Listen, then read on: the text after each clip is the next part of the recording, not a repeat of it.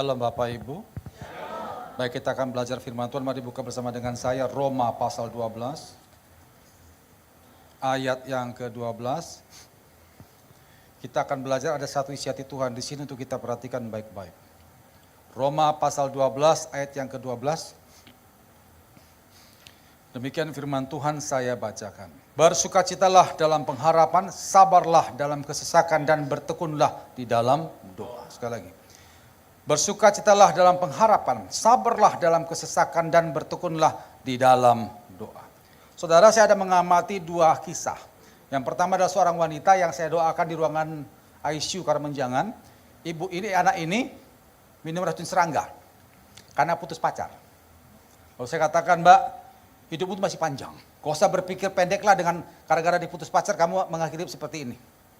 Sudah selesai, saya pulang. Sekitar ada 10 bulan kemudian ketemu lagi saudara. Di ruangan ICU. Minum racun serangga lagi. Gara-gara putus pacar. Sampai saya bilang, apa enggak ada minuman lain? Kok minum seperti itu? Udah habis itu saya sudah selesai dah doa. Itu kasus pertama. Kasus yang kedua adalah kapal feri yang berapa tahun yang lalu pernah tenggelam penyeberangan dari Jawa ke Kalimantan. Itu tenggelam saudara. Banyak yang meninggal. Tapi ada beberapa orang yang selamat. Itu kalau nggak salah ada 10 apa 12 orang. Mereka terkatung-katung di lautan 2 minggu. Bayangkan. Bapak Ibu di sini ada yang pernah mandi di laut? Ada yang pernah? Berapa ya? Saya pernah saudara, karena bapak saya kerja di Pelindo, jadi pernah, karena di pelabuhan ya. Saya pernah mandi di laut saudara ya, 4 jam, ini besoknya ngupas ini. Pedes sekali itu, sakit. Bayangkan 2 minggu jadi apa? Jadi waktu mereka diwawancara oleh tim SAR, mereka bilang, kami bergumul bagaimana menghadapi ikan besar yang lewat. Belum lagi ikan-ikan kecil yang menggerogoti kaki di belakang, di bawah. Belum lagi ombak yang besar. Belum lagi waktu malam itu gelap gulita. Dan yang paling parah apa? Ngantuk. Karena gak bisa tidur Bapak Ibu ya. Bayangkan 2 minggu tuh gak bisa tidur. Tapi mereka bisa selamat. Nah kalau kita amati 2 kasus ini. Wanita tadi itu yang mau mengakhiri dengan minum racun serangga. Dia sedang tidak punya apa. Lalu 10 orang yang selamat itu mereka punya apa? Apa saudara? Pengharapan. Tuhan tidak melihat besar kecilnya masalah Bapak Ibu ya. Kalau kita bandingkan masalah mereka, paling besar masalah yang terkatung-katung di lautan. Putus pacar kan biasa saudara. Ya.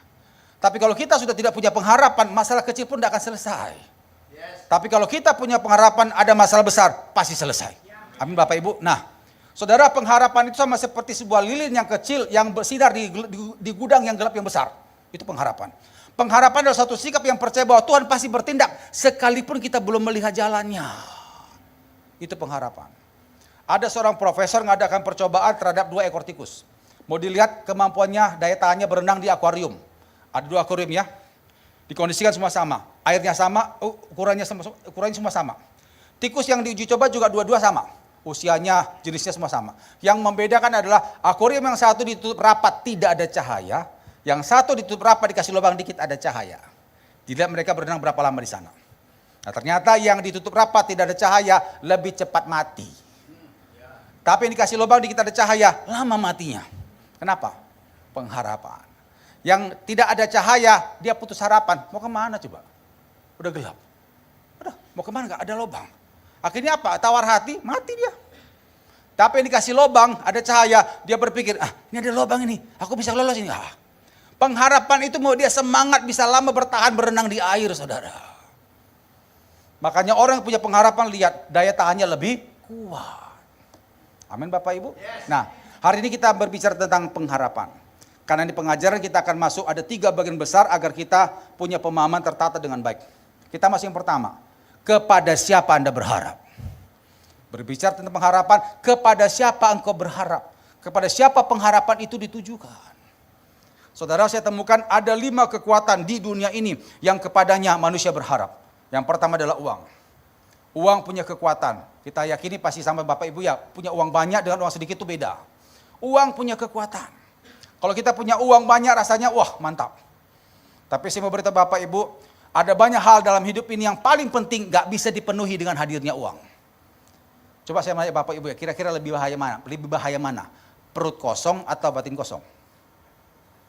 Batin kosong. Perut kosong dikasih uang 1 juta selesai dimakan ya. Tapi batin kosong 1 triliun pun juga nggak bisa mencukupi hatinya, nggak bisa. Saya pelayanan sudah hampir 30 tahun Bapak Ibu ya, saya menangani banyak orang-orang kaya yang mau lompat dari apartemen itu banyak saudara. Itu orang kaya. Saya pernah ditelepon dari ada seorang ibu mau lompat di Delta Plaza ini. Jam 9:30 malam. Pas mau tutupan plaza. Mana son? Saya udah gak kuat Pak, saya mau mengakhiri hidup. Ibu kenapa? Saya sudah di atas Delta Plaza. Loh ibu ngapain di situ? Saya ngerti masalah Bapak Ibu karena masalah keluarga. Itu orang kaya. Nggak kosong perutnya, batinnya kosong. Saya kalau cerita gini banyak. Ada banyak orang yang secara finansial bahkan mungkin 7 turunan pun juga nggak habis. Ternyata apa? Mau menekat bunuh diri, merasa hidup sia-sia, banyak. Mari buka Pengkhotbah 6. Kita memang butuh uang, tapi ada banyak hal penting dalam hidup ini. Yang paling utama tidak bisa dipenuhi dengan hadirnya uang. Pengkhotbah 6 ayat yang kedua. Pengkhotbah 6 ayat yang kedua. Orang yang dikaruniai Allah kekayaan, harta benda dan kemuliaan, sehingga ia tak kekurangan suatu pun yang diingininya. Tetapi orang itu tidak dikaruniai kuasa oleh Allah untuk menikmatinya. Menikmati bicara batin Bapak Ibu ya. Melainkan orang lainnya menikmatinya, inilah kesia-siaan dan penderitaan yang pahit. Punya banyak harta tapi nggak bisa menikmati, untuk apa? Tapi ada orang berkata pada saya gini, Pak, tapi kan uang juga perlu. Betul. Kita beli makan di warung juga nggak dibayar pakai doa saudara ya. Tapi gini Bapak Ibu ya, kalau engkau penuh dengan kasih Allah di sini, berkat Tuhan pasti ada. Itu pasti ada. Tapi kalau sudah kosong di sini, ada banyak uang, rasanya hampa saudara. Nah apakah saudara menaruh harap ke sana? Saudara yang tahu. Itu yang pertama. Yang kedua adalah jabatan. Jabatan juga punya kekuatan yang luar biasa. Makanya di pilkada ada banyak orang yang mencalonkan diri agar punya kedudukan di pemerintahan. Karena mereka berpikir kalau aku punya kedudukan di pemerintahan, masalah mana yang tidak bisa aku selesaikan? Semua kecil, gampang. Semua tunduk pada otoritasku. Makanya mereka berupaya punya jabatan di pemerintahan. Atau mungkin Bapak Ibu kita nggak jadi pejabat lah, kenal pejabat terus sudah enak. Ya. Nanti kalau ada masalah tinggal telepon beliaunya kan. Bos aku ada masalah tolong bantu. Oh tenang saja. Makanya tidak heran kalau saya misalnya kadang-kadang ke rumah jemaat Bapak Ibu ya. Saya lihat ada jemaat yang taruh fotonya dia dengan gubernur kan gitu ya. Dengan camat gitu. Nggak ada dia dengan Tuhan Yesus itu nggak ada. Nggak ada. Nggak ada. Sampai sekarang belum ada ya boleh. Ada. Padahal Tuhan Yesus adalah raja di atas segala raja. Saudara jabatan memang kita perlu tapi ingat setinggi apapun jabatan tetap pasti akan pensiun. Pasti akan pensiun. Kalau sudah pensiun itu seperti singa ompong Bapak Ibu. Nggak ada powernya lagi. Nah apakah saudara menaruh harap ke sana? Saudara yang tahu. Itu yang kedua. Yang ketiga adalah medis. Medis punya kekuatan juga luar biasa. Apalagi kemarin waktu pandemi Bapak Ibu ya. Begitu nggak ada tabung oksigen. Wah langsung. Keringat dingin. Banyak kita pakai ventilator banyak meninggal. Saudara dokter itu perpanjangan tangan Tuhan. Tapi bukan Tuhan. Banyak orang begitu dokter berkata, Pak, Bu, maaf, ini penyakitmu agak langka. Dan jarang yang selamat. Wow. Ingat kalau dokter angkat tangan, Tuhan masih bisa turun tangan. Saya juga banyak melihat saudara ya, dokter-dokter anak Tuhan. Mereka pun juga kalau melakukan tindakan medis selanjutnya, mereka doa dulu loh. Dokter aja mengandalkan Tuhan. Lah kita mengandalkan dokter. Ya apa itu? Iya. Saya 2020 masuk rumah sakit air kaset. Opname 12 hari. Salah saya kebanyakan minum gula. Gula saya sampai 1000. Itu hampir lewat itu. Jadi sudah tarik-tarik rambut, sudah, aku nggak kuat sudah gitu. Tapi masuk rumah sakit udah agak tenang gitu kan karena di insulin saudara ya. Satu kali insulin di tes itu didetek itu nggak bisa, nggak dibaca dengan cara alatnya itu. High katanya. Sampai 3 kali insulin akhirnya bisa terbaca 667. Berarti sebelumnya itu hampir 1000. Untung 667 bukan 666. Iya, ada datanya, ada datanya. Pak, maaf kata dokter. Pak, maaf. Biasanya kalau sudah hampir 1000 gitu, Pak, kalau nggak mati ini hancur, Pak. Otaknya hancur. Tapi sampean masih sehat. Yang saya khawatirkan Bapak Ibu waktu masuk rumah sakit kan dokter juga bilang, Pak Nason doa sajalah Pak. Kita berupaya karena gula Bapak banyak. Ini sudah pabrik gula kata gitu. Saya bilang sama Tuhan, aku minta ampun, kebanyakan minum teh pucuk, soda segala macam, aku minta ampun. Ya bang, apalagi itu bulan Oktober Bapak Ibu ya pas masa panas-panasnya kan, minum yang dingin-dingin enak saudara. Wah, gak terasa sampai 2 minggu tuh minum manis, air putih gak ada. Apa gak gila itu saudara? Saya minta ampun sama Tuhan, minta ampun dah. Saudara tahu, habis opname mau hari terakhir mau pulang, check up semuanya. Dicek semuanya itu normal. Baik, saya paling khawatir itu sebenarnya paling khawatir itu pankreas Bapak Ibu ya. Ternyata pankreas normal, ginjal normal, semua normal. Kalau bukan Tuhan itu siapa? Amin. Saya percaya itu bukan medis hanya membantu, tapi Tuhanlah yang menyempurnakan. Tapi jujur Bapak Ibu ya, ada banyak orang justru mengandalkan medis, ada. Apalagi waktu dulu banyak penyakit yang belum diketemukan obatnya, kita berdoa sungguh-sungguh. Sebelum ada vaksin kan kita doa sungguh kan. Begitu ada vaksin kan mana doa lagi saudara? Gak doa lagi, sudah ada obatnya. Tapi saya yakin di sini tidak ada Bapak Ibu ya, tidak ada ya. Kalaupun kita ada kerja dokter pasti kita mengandalkan Tuhan, amin. Tepuk tangan bagi Tuhan. Itu yang ketiga. Yang keempat adalah black magic dan white magic. Sampai hari ini pun juga masih ada jemaat yang pernah saya datangi, sudah saya layani, tapi bukan di sini ya, tempat lain. Itu karismatik loh. Karismatik berbahasa satu keluarga, tapi ada tulang babi di situ. Lucu. Kecuali kalau non karismatik masih ngerti, ini karismatik, ada tulang babi, untuk apa sih bilang ini? Masih ada seperti itu, ada tali kepala kambing segala macam. Tapi saya yakin di sini gak ada Bapak Ibu ya. Saya yakin banyaklah anak Tuhan yang kalau black magic gak ikutlah. Tapi kalau white magic masih banyak. White magic dia banyak. Bapak Ibu pernah dengar indigo? Indigo ini banyak masuk di gereja. Hati-hati. Yang sayang Bapak Ibu, indigo tuh masuk ke tim doa. Indigo bukan dari Tuhan, itulah karunia turunan. Karunia turunan Bapak Ibu adalah karunia yang nurun dari kakeknya, bapaknya, dia. Kalau karunia yang bukan dari Tuhan Bapak Ibu pasti nurun. Terus apa lagi? Bisa ngomong dengan setan. Itu bukan dari Tuhan. Ya. Dan orang ini juga tidak perlu dekat dengan Tuhan. Pasti punya, itu bukan dari Tuhan. Kalau karunia dari Tuhan diberikan kepada siapa? Yang pertama anak Tuhan. Yang kedua hidup dalam kekudusan. Yang ketiga dekat dengan Tuhan. Yang keempat melayani Tuhan. Baru dikasih. Dan karunia dari Tuhan tidak akan nurun. Tidak akan nurun. Kita punya karunia, anak kita belum tentu dikasih. Itu karunia yang dari Tuhan. Dan ini banyak masuk di pendoa. Dan banyak orang bertanya, gimana? Banyak.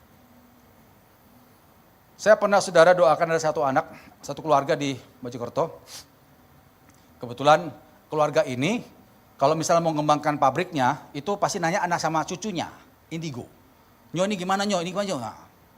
Nah salah satu keluarga besarnya ngundang saya di sana karena dia merasa nggak beres gitu loh. Akhirnya di sana diundang untuk ngurapi pabriknya itu. Waktu saya datang ke sana, saya bilang kekuatan pabrik ini ada di sini sama di sana, saya bilang gitu. Dibantah sama anak itu, bukan situ om, sebelah sana om. Saya diamkan. Akhirnya saya ke belakang lah, ke tempat di mana Roh Kudus tunjuk. Saya bilang, di sini, ini tempatnya kuatannya luar biasa ini. Bukan situ om katanya, sebelah sana om, dibantah gitu saudara. Akhirnya saya bilang, Nyo, kamu diam ya, nanti kamu tak doakan. Biar saya selesaikan urusan saya bilang gitu, kamu diam. Tak gitu langsung. Karena ganggu saudara, itu orang banyak itu. Habis itu waktu saya bilang, di sini banyak kekuatannya. Nah, supervisor bilang, betul Pak Pendeta, sini terjadi hal aneh-aneh. Kemarin itu terakhir itu karyawan kami kepotong tangannya. Karena dia lihat mesin ini ada ceweknya katanya gitu. Tiba-tiba nyetek hilang. Sering terjadi hal aneh di sini Pak Pendeta. Habis saya urapi semua sudah pabriknya, sampailah di ruangan ownernya. Saya bilang, Nyo kamu duduk situ. Keluarganya pada kumpul semua. Saya bilang, Bapak Ibu nanti kita lihat apa di balik anak ini. Terus kita nyembah. Saya minta urapan api turun, langsung manifest. Langsung manifest, saudara. Inilah yang kalian tanya, ini. Langsung manifest Bapak Ibu. Akhirnya kita doakan pelepasan, selesai. Yang seperti ini banyak kami temukan. Kebetulan saya di bagian konseling pelepasan. Pernah lagi ada seorang ibu ajak suaminya mau doakan pelepasan tempat kami. Kami pelepasan dari Sabtu saudara ya. Pak Nason, saya melihat suami saya itu ada sesuatu di belakang dia itu. Ada yang mengikuti dia Pak. Tolong Bapak doakan pelepasan. Waktu dia ngomong gitu saya sama tim ngecek. Betulkah dari Tuhan? Ternyata enggak. Ini bukan dari Tuhan. Saya bilang, Bu, kalau bisa ibu juga didoakan ya sama suami ya. Kan lebih enak kalau berdua gitu. Untung dia mau. Ya. Suami juga bilang, iya Pak ini istri saya pendoa di gereja. Banyak dipakai Tuhan. Saudara tahu waktu didoakan itu ibu wajah cantik berubah jadi jelek. Mulut mengangguk. Gitu. Teriak sekuatan. Sampai di kelihatan orang. Itu ibu tadi. Ternyata apa? Kekuatan turunan. Yang seperti ini banyak di gereja. Makanya saya bersyukur dulu waktu saya pelayanan di Manyar, ketua pasukan doa kami berkata, semua pendoa mesti pelepasan dulu. Total semua. Jadi jangan sampai kita membawa pelayanan, ada transfer spirit ke jemaat. Kasihan jemaat. Semua mesti pelepasan dulu. Pemberesan, jangan sampai ada kekuatan turunan masuk di pelayanan. Saya makanya pelepasan tahun 95 saudara, itu saya guling-guling 3 jam itu. Ya. Untung saya pelepasan dulu sebelum mendoakan pelepasan jemaat. Kalau enggak, kasihan jemaat. Buka 1 Yohanes 4. Hati-hati Bapak Ibu, ini akhir zaman. Akhir zaman. Hati-hati. Kalau kita banyak minta kepada orang seperti itu, transfer spirit dari dia ke saudara itu pasti. 1 Yohanes 4 ayat 1, perhatikan Bapak Ibu kalimatnya. Saudara-saudaraku yang kekasih, janganlah percaya akan setiap roh, tetapi ujilah roh-roh itu. Apakah mereka berasal dari? Apakah mereka berasal dari? Sekali lagi, apakah mereka berasal dari? Sebab banyak nabi-nabi palsu yang telah muncul dan pergi ke seluruh dunia. Kenapa saya ulang 3 kali Bapak Ibu? Perhatikan saudara ya, kalau menyangkut masalah karunia atau kuasa, Alkitab ajar kita perhatikan asalnya, bukan hasilnya. Kita cenderung lihat hasil toh. Loh Pak, buktinya saya sembuh kok. Kalau hanya sembuh, setan juga bisa. Musa waktu lempar tongkat itu jadi ular, tukang sihir Mesir pun lempar tongkat ular juga saudara. Cuman yang satu dari Tuhan, yang satu dari setan.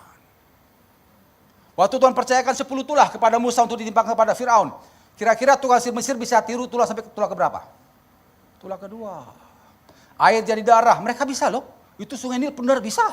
Terus apa lagi yang kedua? Kata. Jadi mereka itu bukan kaleng-kaleng, mereka punya power. Jadi kalau aja sekedar sembuh ya setan juga bisa. Amin saudara? Hati-hati, hati-hati. Kami koperasi udah banyak kasus. Indigo-indigo itu kalau doakan dalam nama Yesus, pasti sakit matanya, pasti sakit matanya. Cara kuncinya gampang Bapak Ibu ya. Minta saja api Roh Kudus turun atas matanya tuh. Sama darah Yesus pasti. Kalau bukan dari Roh Kudus pasti akan manifest, pasti. Tapi saudara waktu doakan itu sungguh-sungguh hidup kudus supaya power doanya ada. Amin saudara? Yang seperti ini masih ada di gereja. Apakah saudara menaruh harap ke sana? Saudara yang tahu. Itu yang keempat, black magic atau white magic. Yang kelima adalah kuasa Roh Kudus. Buka Yohanes 1 ayat 12.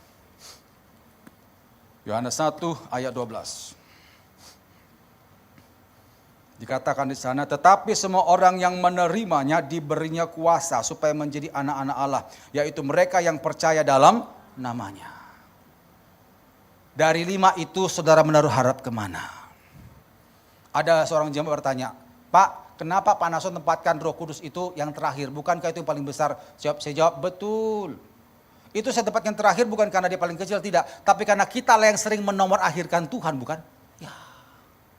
Kalau masih ada uang, kenal pejabat, kenal dokter, mana kita cari Tuhan yang pertama? Enggak lah, ada uang kok. Tapi kalau uang sudah enggak ada, pejabat pun enggak kenal, apalagi dokter, ya Tuhan lah yang pertama. Kita lah yang sering menomor akhirkan Tuhan Bapak Ibu. Padahal kalau engkau lari pertama ke Tuhan, dahsyat luar biasa. Makanya berbicara tentang pengharapan, hal pertama yang harus kita ketahui adalah kepada siapa engkau berharap. Kepada uangkah, jabatankah, mediskah, black magic, white magic, atau kuasa Roh Kudus, saudara yang tahu. Itu yang pertama. Yang kedua, hal apa saja yang mematikan pengharapan kita ke Tuhan? Hal apa saja yang mematikan pengharapan kita ke Tuhan? Mari buka Bilangan 13. Kita belajar dari apa yang orang Israel lakukan. Tentang 12 pengintai itu. Bilangan 13 ayat 31 sampai 33. Bilangan 13 ayat 31 sampai 33. Tetapi orang-orang yang pergi ke sana bersama-sama dengan ia berkata, kita tidak dapat maju menyerang bangsa itu karena mereka lebih kuat daripada kita. Karena mereka lebih kuat daripada kita. Juga mereka menyampaikan kepada orang Israel kabar busuk tentang negeri yang diintai mereka dengan berkata, negeri yang telah kami lalui untuk diintai adalah suatu negeri yang memakan penduduknya. Dan semua orang yang melihat di sana adalah orang-orang yang tinggi-tinggi perawakannya.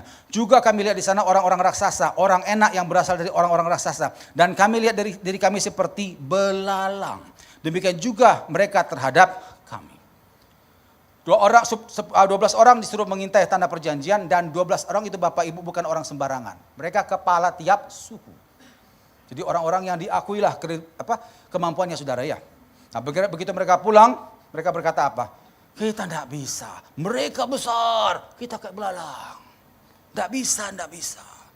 10 pemimpin berkata begitu, langsung ciut nyalinya bangsa Israel. Kita dapatkan di sini, pengharapan itu putus tatkala kita cenderung fokus kepada fakta masalah dan keterbatasan diri daripada kuasa Tuhan. Kita cenderung fokus kepada fakta masalah dan keterbatasan diri daripada kuasa Tuhan. Mereka besar, memang betul mereka besar memang. Tambah lagi apa? Kita kayak belalang daripada kuasa Tuhan. Mereka lupa kalau yang membelah laut itu Tuhan. Mereka lupa ada tiang awan, tiang api. Mereka lupa waktu mereka lapar itu sorga turunkan roti, saudara. Itu Israel yang alami. Masa dengan bangsa kecil seperti ini mereka ketakutan. Fokus tentang fakta masalah dan keterbatasan diri daripada kuasa Tuhan. Saudara, saya mau nanya. Bapak Ibu sudah ikut Tuhan sudah berapa lama? Jawab dalam hati saja. Pertanyaan kedua, berapa ribu masalah Tuhan selesaikan bagimu di belakang sana sehingga kau bisa hidup sampai hari ini? Berapa ribu? Masihkah kau khawatir hari ini? Masihkah khawatir untuk masalah hari ini? Kalau masih khawatir, kebangetan, saudara. Kebangetan betul itu. Kita bisa hidup sampai hari itu, Tuhan selesaikan banyak jutaan masalah kemarin, saudara. Masih khawatir kita masalah hari ini? Wah, kebangetan tuh. Saya di HP saya sudah di Alkitab itu, di tas saya itu ada berapa folder catatan saya. Ada 5 kalau nggak salah, tentang kesaksian saya sendiri dengan Tuhan. Saya ngalami banyak pertolongan, sakit, ekonomi, keancaman, saya banyak 5 folder. Itu saya tulis itu ada ratusan, sudah ada 100 lebih itu. Gunanya apa? Saya baca. Oh, dulu aku pernah ditolong, iya betul ya, oh luar biasa puji Tuhan. Begitu saya ingat itu, hari ini ngadapi masalah, enteng sudah. Gitu saudara. Udah banyak jutaan masalah Tuhan selesaikan kemarin Bapak Ibu. Kalau engkau masih khawatir hari ini, kau kebangetan saudara, kebangetan. Amin. Itulah Israel, kepala batu saudara. Kurang apa pertolongan Tuhan coba. Tapi masih mengeluhkan juga. Bagi Tuhan gampang untuk itu. Selesai itu bangsa itu. Wong laut aja dibelah kok. Tapi masih kita nggak bisa, kita kayak belalang. Itulah yang mematikan pengharapan kita ke Tuhan. Pada waktu kita lebih fokus kepada fakta masalah dan keterbatasan diri daripada kuasa Tuhan. Itu yang kedua. Yang ketiga, yang terakhir. Bagaimana supaya pengharapan kita ke Tuhan tetap ada dan selalu ada? Hanya satu Bapak Ibu, kita harus intim dengan Tuhan. Titik. Harus intim dengan Tuhan. Mari kita lihat contoh Mazmur 73. Mazmur 73. Kita lihat dari seorang Asaf yang sempat putus asa, tapi akhirnya pengharapannya kembali berkobar. Apa yang dia lakukan? Kita akan lihat di sini. Mazmur 73 1-5, nanti kita akan baca lompat-lompat saudara ya. Sesungguhnya Allah itu baik bagi mereka yang tulus hatinya, bagi mereka yang bersih hatinya. Tetapi aku sedikit lagi maka kakiku terpleset, nyaris aku tergelincir. Sebab aku cemburu kepada pembual-pembual. Kalau aku melihat kemujuran orang-orang fasik. Sebab kesakitan tidak ada pada mereka, sehat dan gemuk tubuh mereka. Mereka tidak mengalami kesusahan manusia dan mereka tidak kena tulah seperti orang lain. Lompat ayat 13. Sia-sia sama sekali aku mempertahankan hati yang bersih dan membasuh tanganku tanda tak bersalah. Namun sepanjang hari aku kena tulah dan kena hukum setiap pagi. Seandainya aku mau berkata-kata seperti itu, maka sesungguhnya aku telah berkhianat kepada angkatan anak-anakmu. Tetapi ketika aku bermaksud untuk mengetahuinya, hal itu menjadi kesulitan di mataku. Asap bergumul pada waktu itu dikatakan, Tuhan, kenapa orang fasik yang melanggar firman-Mu kok mereka cenderung sehat, cenderung sukses, gak ada kegagalan Tuhan. Tapi aku yang mati-matian lakukan firman Tuhan kok seperti kena tulah seperti tiap hari. Kenapa Tuhan? Kenapa? Kok Tuhan gak adil? Lalu pada yang ke-16 dikatakan sana, ketika aku bermaksud untuk mengetahuinya itu, hal itu menjadi kesulitan di mataku. Asa berusaha untuk menganalisanya, menemukan jawabannya, gak sanggup otaknya saudara. Jawabannya dia temukan pada waktu kapan? Ayat 17. Sampai aku masuk ke dalam tempat kudus Allah dan memperhatikan kesudahan mereka. Sesungguhnya di tempat-tempat licin kau taruh mereka. Kau jatuhkan mereka sehingga hancur. Betapa binasa mereka dalam sekejap mata. Lenyap habis oleh karena kedahsyatan. Seperti mimpi pada waktu terbangun ya Tuhan. Pada waktu terjaga rupa mereka kau pandang hina. Ketika aku basah pahit dan buah pinggangku menusuk-nusuk rasanya. Aku dungu dan tidak mengerti. Seperti hewan aku di dekatmu. Tetapi aku tetap di dekatmu. Engkau memegang tangan kananku dan dengan nasihatmu. Engkau menuntun aku. Dan kemudian engkau mengangkat aku ke dalam kemuliaan. Kuncinya pada ayat 17. Ketika aku masuk tempat kudus Allah itu. Itu berbicara apa? Keintiman. Selama Asaf berusaha untuk menganalisa dengan kekuatan manusianya, tidak bisa. Tapi begitu dia dekat dengan Tuhan, Tuhan sikapkan. Oh, ternyata sekalipun mereka sukses, tangan Tuhan tidak ada pada mereka. Ntar lagi mereka hancur kok. Tapi aku terkesan memang agak sulit, agak berat. Tapi tangan Tuhan beserta dengan aku. Dan aku akan diangkat dalam kemuliaan. Akhirnya apa? Dia semakin berkobar-kobar pengharapannya akan Tuhan. Saudara, kuncinya adalah intim dengan Tuhan. Nah, ada orang bertanya, Pak, intim itu maksudnya apa? 3. Doa, baca Alkitab, dan penyembahan. 3 ini mesti ada. Saya perhatikan jemaat itu cuma doa. Saudara, itu maaf ya, itu komunikasi yang kurang sehat. Komunikasi yang sehat itu adalah komunikasi 2 arah ya. Waktu kita doa, kita menyampaikan apa kita mau ke Tuhan. Waktu kita baca Alkitab, kita ngerti apa yang Tuhan mau ke kita. Waktu kita menyembah, kita membiarkan roh Allah melawat roh kita. Oh, itu dahsyat. 3 itu mesti ada. Kalau saudara lakukan 3 itu, nanti lihat, pengharapanmu tidak akan sia-sia, percayalah. Ada kekuatan ilahi menghampiri engkau, itu pasti. Amin? Iya. Kesaksian terakhir. Saya dulu pernah saudara sama senior saya, pembina rohani saya, pakai ada salah satu ruko di depan stasiun Pasar Turi. Kan stasiun Pasar Turi itu kan banyak ruko-ruko Bapak Ibu ya. Saya cuma dulu lupa sekarang ruko di mana itu. Nah, salah satu ruko itu kita pakai untuk pelepasan. Karena waktu itu di Manyar itu agak susah kita cari tempatnya. Nah, setelah kita pakai beberapa kali tempat itu, saya ketemu sama yang punya. Saya tanya, Pak, maaf, Bapak apa enggak takut kasih ruko ini kita pakai pelepasan? Kenapa rupanya Mas? Kan ada setan-setan, saya bilang gitu. Oh enggak apa-apa. Saya berikan ruko ini karena saya bersyukur sudah ditolong Tuhan luar biasa. Saya kalau dengar begitu saya, apa Pak? Cerita Pak, supaya jadi berkat bagi saya gitu. Dia cerita saudara. Rupanya berapa tahun sebelumnya dia ngalami kebangkrutan habis Bapak Ibu. Habis semua lah. Tinggallah ruko itu sendiri. Jadi semua barang-barang sudah tidak ada. Jadi waktu mereka pindah ke ruko itu hanya beberapa pakaian mereka bawa sama beberapa alat masak lah.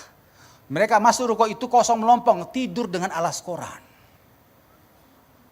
Kami sehari-harinya Pak, hanya cuma sekedar doa, baca Alkitab, menyembah. Tak kenapa kalau kami lakukan itu ada kekuatan, ada pengharapan, sekalipun perut kosong. Mereka tahan lapar tuh 5 hari saudara. Gak makan sama sekali. Capek dibilang ke saya gini, kita masih ya kalau kita orang dewasa kan bisa ngerti lah, bisa kuat. Tapi saya khawatir anak-anak saya ini loh, masih kecil-kecil. Sampai dia tanya, Nyo, mana Nyo? Tenang Pak, kami masih kuat kok. Kita dengar gitu ya apa gitu. Anak-anaknya mau ngerti lah. Sampailah hari yang kelima saudara. Kan saya tanya, loh Pak, ngatasi lapar tuh gimana? Saya tanya gitu.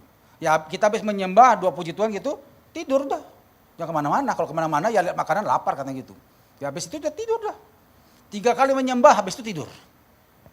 Itu kegiatan mereka hari-hari saudara. Dan mereka tidak mau minta tolong, gak mau. Karena mereka tidak mau lagi mengulangi lagi kebiasaan utang, gak ada lagi, gak mau. Mereka ingin Tuhan yang tolong langsung udah gitu. Mereka sudah tekad waktu itu. Nah, pada hari yang kelima, pas ibadah yang pagi saudara ya, mereka bilang, Tuhan, kami lapar Tuhan. Dengar itu kayak apa gitu. Kami lapar Tuhan. Tapi kami percaya Engkau pasti akan tolong kami. Mereka nyembah, baca Alkitab, doa. Dia bilang kalau kami menyembah baca Alkitab ada kekuatan yang luar biasa gitu loh. Habis itu sudah selesai tidur. Jam 9 pagi itu rolling doornya ruko digodok. Begitu dibuka, di situ berdiri seorang ibu. Ibu itu bilang gini, tolong Bapak Ibu segera mandi sama anak-anak, ikut saya ke supermarket. Saya disuruh Tuhan. Mantap. Saya disuruh Tuhan. Ditanya namanya, ibu itu gak menjawab. Udah gak usah tanya nama saya, udah. Akhirnya mereka cepat-cepat, habis mandi ke supermarket, dibeli semua apa yang dibutuhkan saudara ya. Habis itu pulang, Bapak tuh cerita, selama di mobil ibu tuh gak ngomong sama sekali. Berangkat pergi tuh gak ngomong sama sekali. Ditanya pun diam aja. Akhirnya Bapak ini cuma catat plat mobilnya saja saudara. Akhirnya seperti itu, hampir itu kok salah sampai 6 bulan. Bayangkan, 6 bulan. Jadi habis ngantar gitu, pertama waktu ngantar, ibu tuh bilang gini, nanti kalau Tuhan suruh saya kemari, saya akan kemari lagi. Terus pulang. Itu terjadi sampai 6 bulan. Dan Bapak ini gak ngerti siapa ibu tuh gak tahu. Dan ibu tuh juga gak cerita banyak, gak cerita. Setelah 6 bulan, Bapak dia sudah punya usaha, bisa berjalan, ibu tuh gak kelihatan lagi. Siapa ibu itu kalau bukan Tuhan saudara? Itu kiriman Tuhan. Kenapa? Karena mereka menurut harap sepenuhnya hanya kepada Tuhan. Jadi Bapak Ibu, kalau kita ngerti konsep seperti ini, gak usah takut lagi kalau cabai naik harganya. Pertamina, gak usah lah, sorga bisa berkati kita. Amin, tepuk tangan bagi Tuhan. Sorga tidak pernah kehabisan cara menolong kita, amin. Oleh karena itu taruhlah harapanmu hanya kepada Tuhan, intim dengan Tuhan. Doa, baca Alkitab dan penyembahan. Amin Bapak Ibu. Ayat terakhir, Yeremia 17. Yeremia 17 ayat yang ke-7.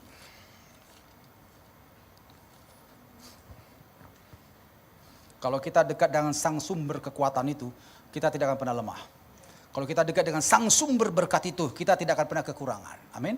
Yeremia 17 ayat yang ke-7 sampai ke-8. Diberkatilah orang yang mengandalkan Tuhan, yang menaruh harapannya pada Tuhan. Ia akan seperti pohon yang ditanam tepi air, yang merambatkan akar-akarnya ke tepi batang air, dan yang tidak mengalami datangnya panas terik, yang daunnya tetap hijau, yang tidak khawatir dalam tahun kering, dan yang tidak berhenti menghasilkan buah. Jadi Bapak Ibu, mulai hari ini perhatikan pengharapan saudara. Tuhan tidak melihat besar kecil masalah. Kalau engkau masih punya pengharapan, apapun masalahmu pasti akan selesai. Amin. Hendaklah pengharapan kita tunjukkan kepada kuasa Roh Kudus. Kita tundukkan kepala. Dengan sikap doa masing-masing datang pada Tuhan. Pada waktu saudara tundukkan kepala dan tutup mata, di situ hanya engkau dan Tuhan yang ada. Tidak ada orang lain di sana. Setelah kita jujur di hadapan Tuhan, selama ini kita menghadapi masalah, pengharapan kita kemana? Pada waktu saudara menghadapi masalah, engkau berharap kemana Bapak Ibu? Ke uangkah? Ke pejabatkah? Ke dokterkah? Ke white magic-kah? Atau kuasa Roh Kudus? Kemana engkau pertama sekali lari Bapak Ibu?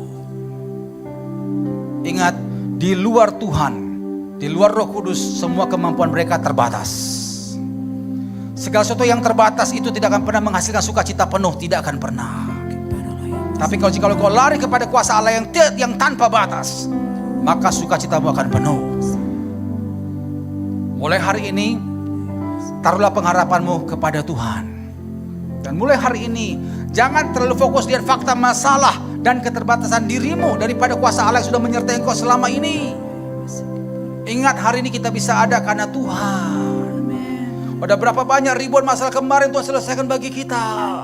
Masihkah kita khawatir tuh hari ini Bapak Ibu? Masihkah kita khawatir?